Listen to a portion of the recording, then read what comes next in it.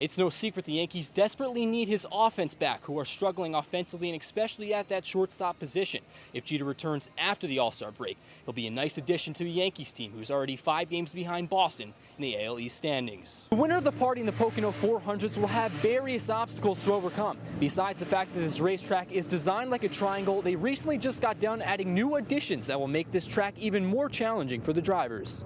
Not a better way to go out for the Lady Cougars. They pick up an 8-0 dominating victory against the Crestwood Comets. Now, this was supposed to be their last game, but with the district championship, Coach Travel Peace said and assured me that they will play here May 23rd in the district semifinals. Well, after an exciting finish by Jimmy Johnson, Long Pond isn't done seeing more NASCAR Sprint Cup Series. They will return here August 1st to see the GoBowling.com 400.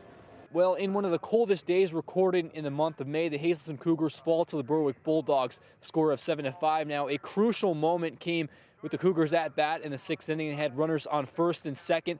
They bunted out, flew out, and then struck out, a moment that ended poorly for the Cougars. That was a crucial moment in this ball game.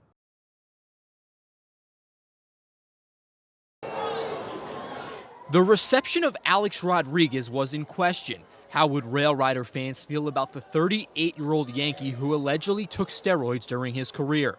All those questions were swept under the rug once Rodriguez stepped to the plate.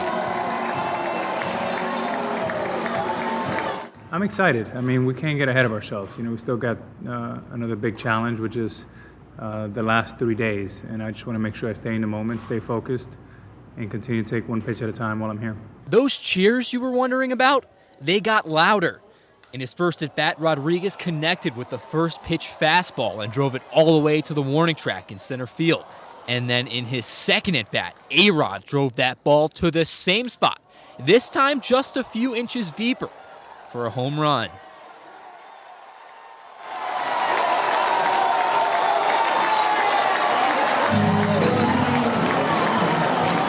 I mean, that one felt good. The first swing felt good as well. You know, anytime, like I told you guys earlier today, that I can get the ball up in the air, especially center field and right center, that's a good sign. I'll tell you what I don't want. I don't want rollers to third and short. That's a bad sign. Anytime I get the ball in the air, I mean, that's what I've worked so hard with over the last 5 or 6 years with Kevin Long, is fly balls to left center field and over to right field pole. So, yeah, that's a good sign. In the field, A-Rod got one screaming line drive hit his way in which he was unable to make the grab.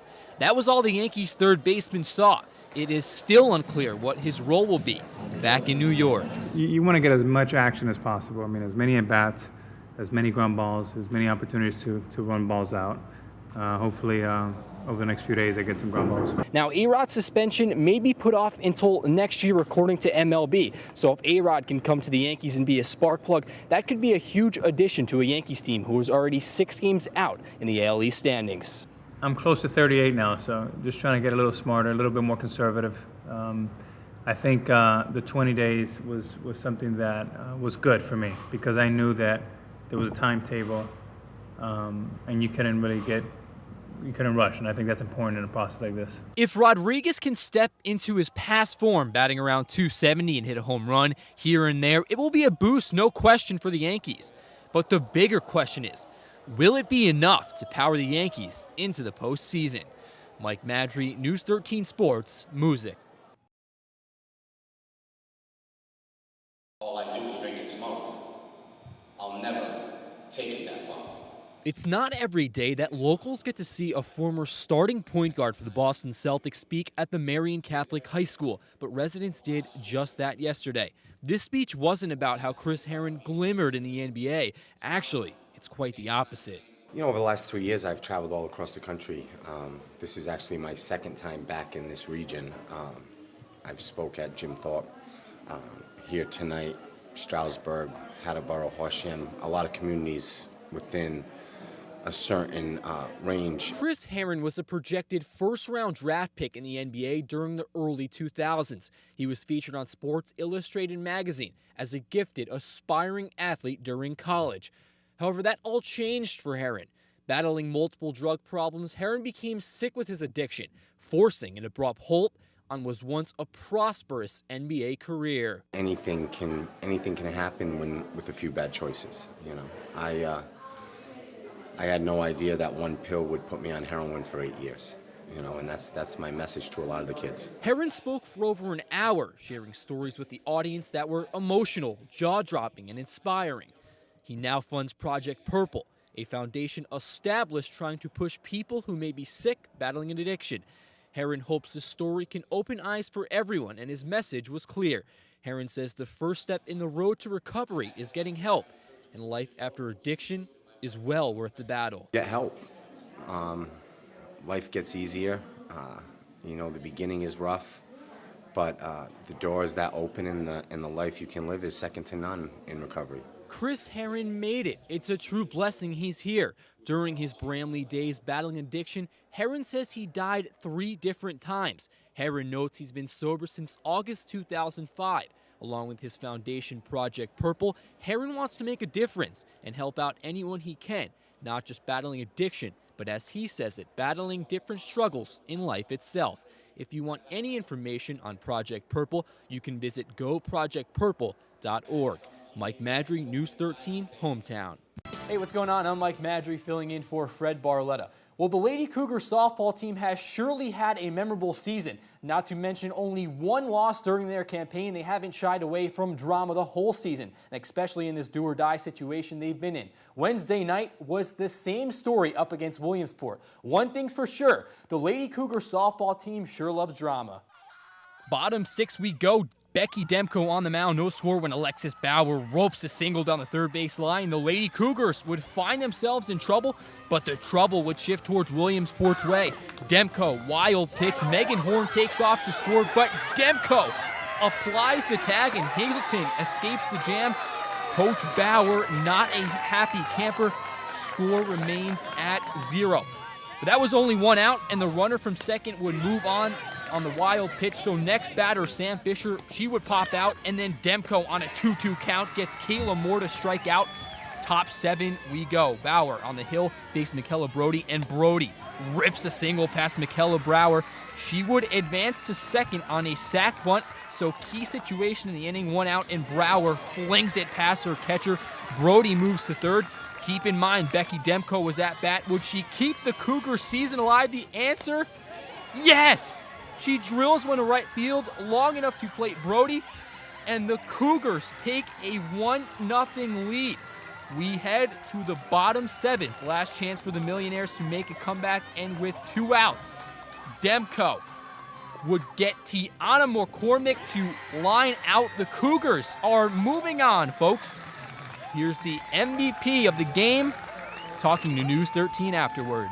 Just thinking, make contact with the ball. I know Brody's on third and she's a fast runner, so I just wanted to make contact and that's it. Good evening and thanks for joining us here on News 13 Sports. I'm Mike Madry filling in for Fred Barletta.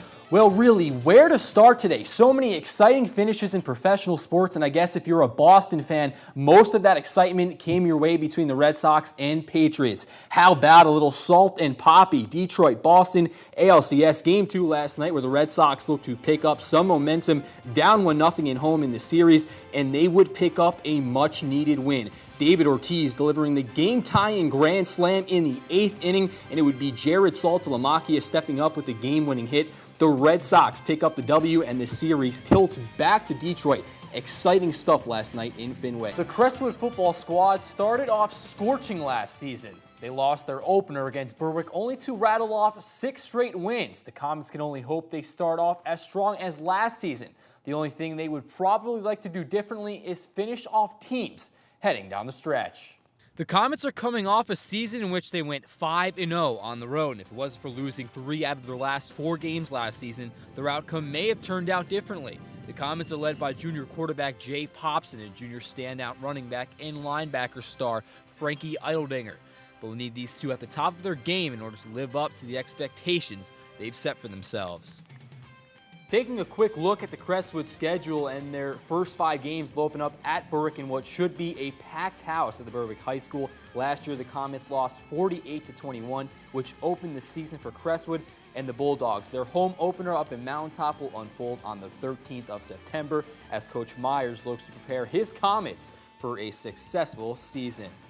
What's happening on this chilly Thursday afternoon? I'm Mike Madry in place of Fred Barletta. If there's a secret to achieving success in sports, the Crestwood girls field hockey coach Elvetta Gemski has had that secret ingredient. Since the 1970s, she's turned the Comet field hockey program into a powerhouse. She has former players of hers lighting it up in the college ranks as well. It's almost a cliche at this point in the season to say the Comets are still alive. Their next opponent, after winning in a double overtime thriller against Alloy Valley 2-1, happens to be a familiar one. They'll face the Wyoming Seminary Blue Knights on Saturday, a team they've shut out twice this season. Oh, it's extreme excitement. I mean, I'm very, very excited for the girls. You know, they're the ones out on the field, and they have just been wonderful this year. We've enjoyed every single second with them.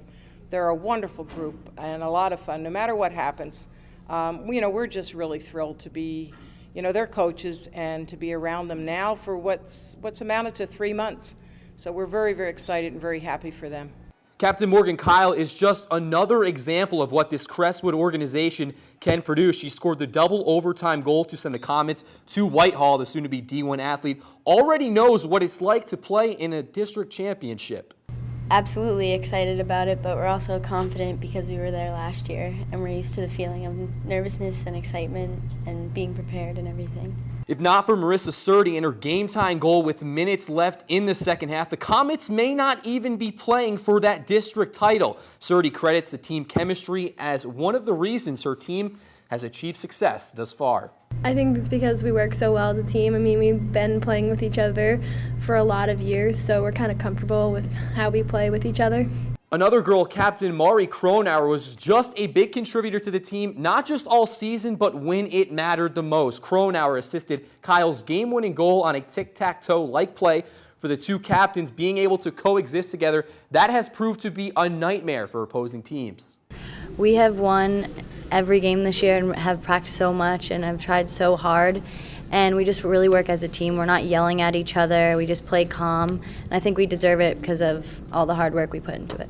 So again, Crestwood will not only look to win back-to-back state titles, but they'll look to win their second state championship since 2004 when they take on Wyoming Seminary at Whitehall at noon. The Comets have won 24 games in a row. The weather already cooling down in August, you can feel it in the air. With yesterday's cool breeze, it just felt like football was on the way. And the wait is almost over. 21 days until the NFL season kicks off. However, even closer until high school football rolls right around the corner. August 30th marks the day of a new start and a new season for the Hazleton Cougars. The Cougars know they have their work cut out for them after coming off a disappointing season last year. The Cougars are already in their two-day practicing format, practicing once early and then once during the evening. The Cougars open their season at home versus Scranton, and one thing Coach Drumheller is already sold on is the experience. Well, the first thing is we got a lot of seniors back.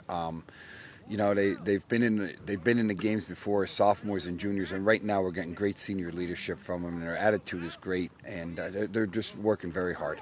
Moving on to some games taking place last night, Russ Kanzler was in action, batting sixth, and he would get on base, getting a hit.